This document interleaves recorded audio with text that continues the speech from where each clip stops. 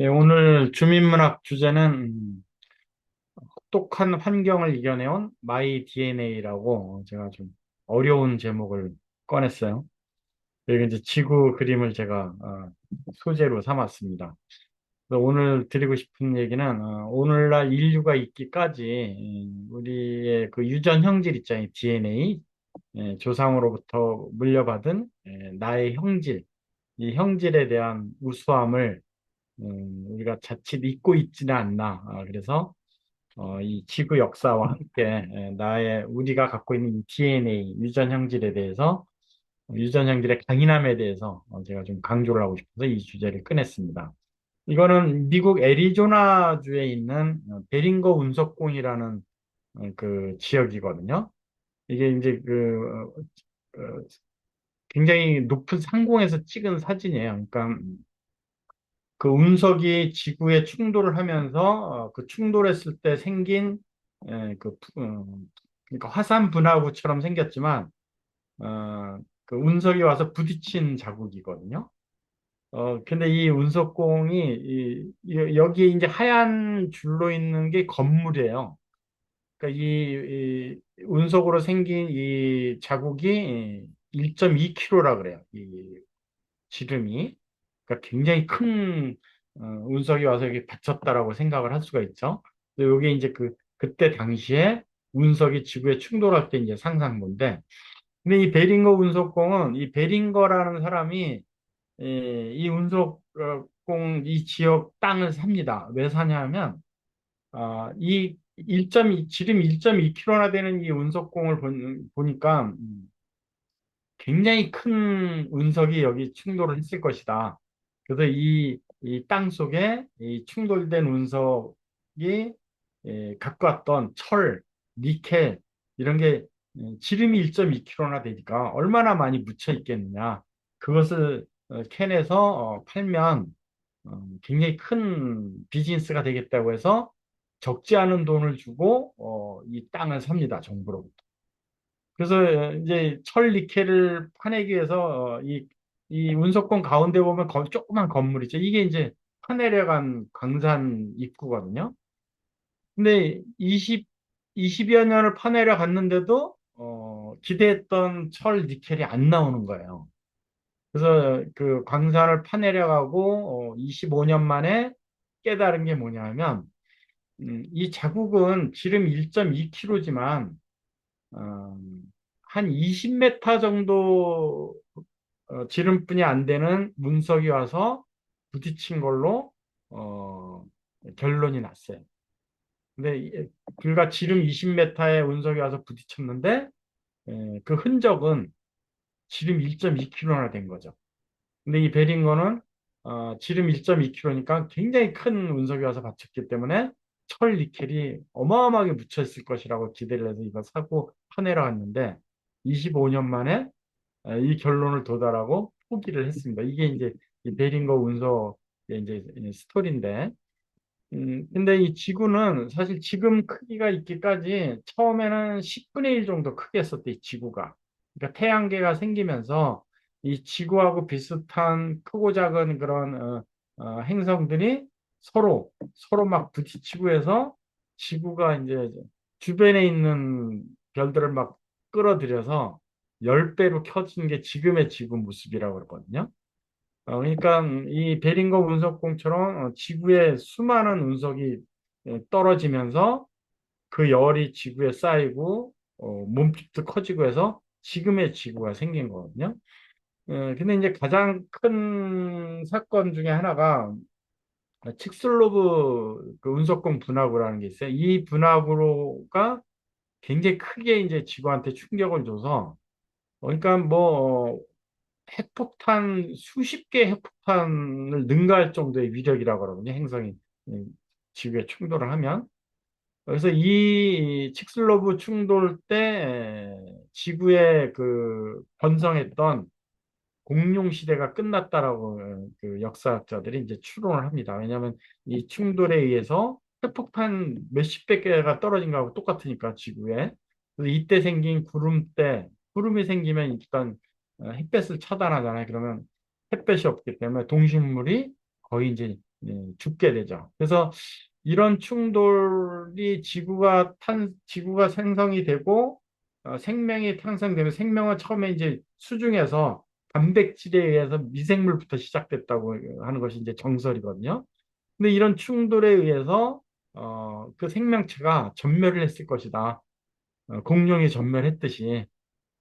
왜냐하면 한번 이렇게 큰 해성이 충돌을 하면 물이 증발을 하고 증발된 물이 구름이 돼서 그 먼지와 뒤섞여 가지고 햇볕이 차단되면서 생명이 도저히 살 수 없는 그런 환경이 되거든요. 그러니까 이런 충돌이 일어날 때마다 지구의 생명체들은 멸종을 했을 것이다. 그래서 다시 생명체가 리셋이 됐을 거야. 싹 없어지고 새로 시작하는 것을 몇 번 거듭했을 것이다라는 것이 종래의 그런 학설이었었어요. 근데 최근에 어떤 연구가 있었냐면, 이거는 이제 그 운석이 떨어진 빈도수예요. 이 지도에는 94년부터 2013년도까지 불과 한 25년 동안 이렇게 수많은 그 운석이 지구에 떨어진 거예요. 그래서 뭐 작게는 1m, 크게는 20m. 그죠? 근데 베링거 운석공이 생긴 것도 그 20m 정도 지름의 혜성이 떨어져서 그런 큰 1.2km의 지름의 그 흔적이 남은 거거든요. 근데 우리가 살고 있는 지금 현재도 1m에서 20m 사이의 운석들이 많이 이렇게 또 발견된 것이 이제 보입니다. 그렇죠? 그리고 이제 지구에 충돌했던 그 운석들을 그 역사적으로 이제 순위를 매겼는데 두 번째가 이제 조금 전에 우리가 공부했던 칙슬로브 크레이터, 공룡을 멸종시켰던 그런 해성 충돌이 있어요. 근데 여섯 번째가 우리나라에 있습니다. 초계분지라고 경상도에 있는데 이게 이제 경상도에 있는 초계면이라는 마을이에요. 이 그 분지 안에 이제 그 면소재지가 있는데 이게 이제 해성이 충돌해서 만든 흔적이다라는 것이 밝혀졌어요. 이게 전 세계에서 여섯 번째로 크다고 합니다. 지름이. 그러니까 굉장히 큰 충격이 한국 한반도에도 있었다는 것을 이제 이 흔적으로 알 수 있는데, 근데 이렇게 해성이 충돌할 때마다 동식물들은 다 멸종이 되고 다시 리셋이 됐을 것이다. 왜냐하면 지구는 이렇게 해성 충돌로 팔팔 끓는 온도가 뭐 2000도, 뭐 수천도 올라가는 그런 음, 동식물이 전혀 살 수 없는 환경이 되기도 하고, 그다음에 그 구름대가 햇볕을 가리면서 온도가 급 내려가서 이렇게 빙하기가 수억 년 동안 또 존재하기도 하고 그래서 이때마다 동식물들은 생명체는 멸종을 했을 것이다. 그리고 그때마다 다시 또 리셋이 됐을 것이다라는 것이 종래 학설이었는데 그게 이제 뒤집혔습니다. 최근에. 왜 뒤집혔냐면 음, 수, 수천 킬로미터의 그 지하에 들어가서 암석을 조사를 했더니 이 암반을 조사를 했더니 이 암반에서 이제 그 시료를 채취하는 장면이에요. 근데 암반을 조사했더니 생명체가 살았던 흔적이 있는 거예요. 그 흔적을 이제 발견했는데 그래서 이 흔적은 뭘 얘기해 주냐면 요 미생물체는 그 빙하 시대에 있는 그 기포에는 미생물이 이제 있었을 거 아니에요? 근데 갑자기 빙하가 되면서 얼어붙은 거죠. 그래서 이 미생물이 얼어붙었었는데 수억 년 전에 이 빙하에 있는 기포에 남아있는 죽어있는 이 미생물을 배양을 했더니 다시 살아난 것이 확인이 됐거든요.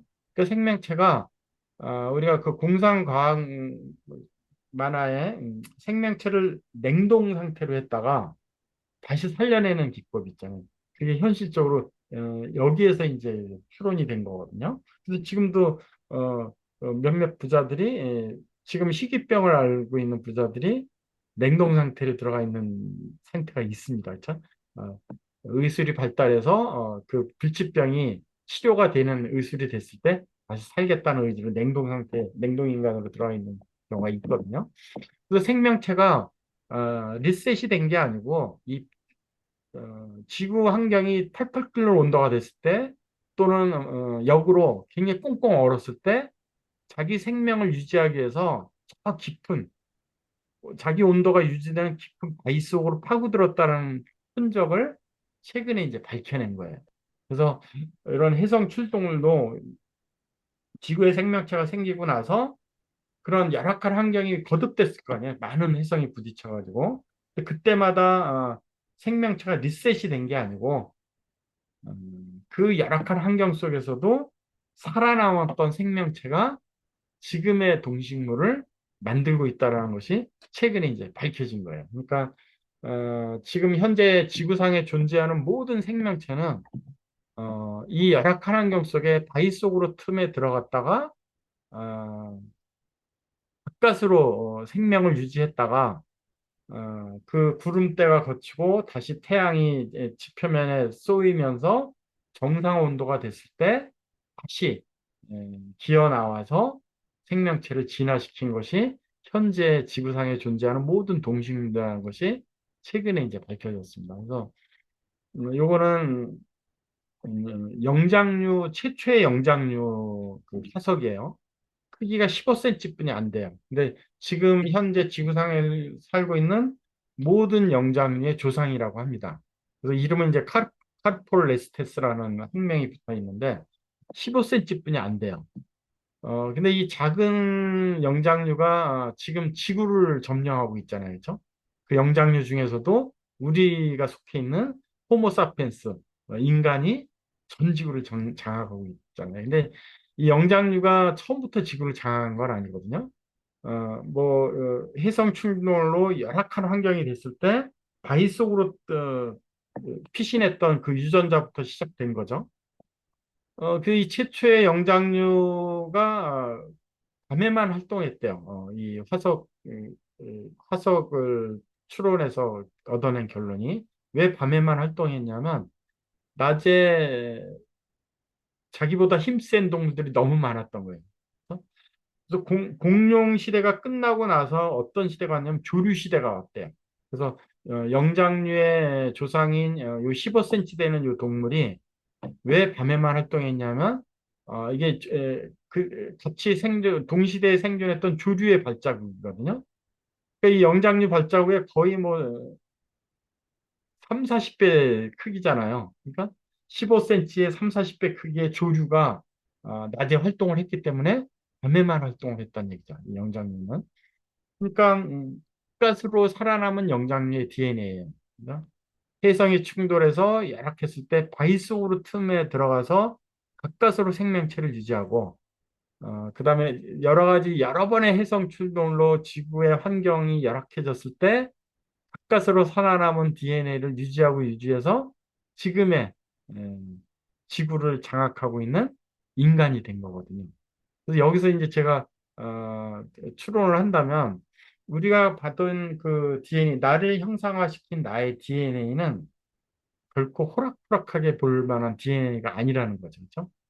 비록 어느 시대에는 바위 틈 속에 들어서 겨우겨우 생명을 유지했고 어느 시대에는 그 자기보다 큰 30배 이상의 큰 몸집을 왜 조류를 피해가면서 밤에 간신히 가까스로 생명을 유지했던 DNA지만 어느 순간 그 가까스로 생명을 유지하다 보니까 지금 지구를 장악하고 우주까지도 넘보는 생명체가 됐잖아요. 그러니까 우리가 갖고 있는 이 DNA는 결코 호락호락한 DNA가 아니다라는 것을 우리가 이제 알 수 있죠. 그래서 음, 제가 이 제목을 혹독한 환경을 이겨내온 마이 DNA라고 이제 제목을 붙인 이유를 우리가 이제 요 한 몇 개의 과정을 통해서 이제 이해를 하게 됐는데 그럼 우리 비즈니스를 생각을 해보자는 얘기죠. 우리가 지금 하고 있는 비즈니스, 또 우리가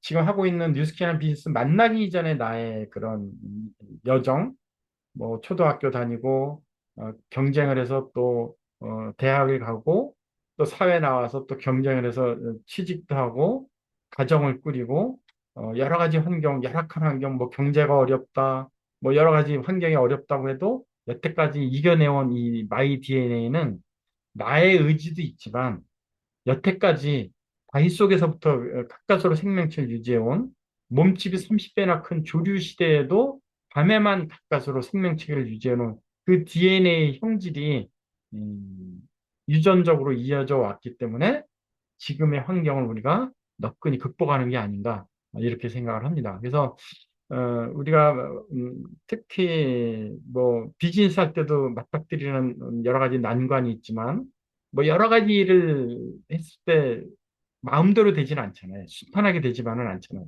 근데 그럼에도 불구하고 그 생명체를 유지하고 그럼에도 불구하고 그 역경을 이겨낸 나의 DNA를 생각한다면 아마 우리 앞에 펼쳐져 있는 어떤 문제라도 다 해결을 할 수 있는 능력이 있지 않나 이런 것을 다시 한번 일깨워주는 계기가 이 지구의 역사, 그다음에 나한테 이어져온 이 DNA 역사라고 생각을 합니다. 그래서 여기 계신 모든 분들이 각자 처한 환경은 틀리지만 그다음에 지금 맞닥뜨린 역경의 그 높이가 다 틀리겠지만 나까지 이어진 여태까지의 조상들이 이겨내왔던 그런 DNA를 내가 갖고 있다라고 생각을 한다면 얼마든지 어떤 난관이라도 헤쳐나갈 수 있는, 해결할 수 있는 용기가 생기리라고 생각합니다.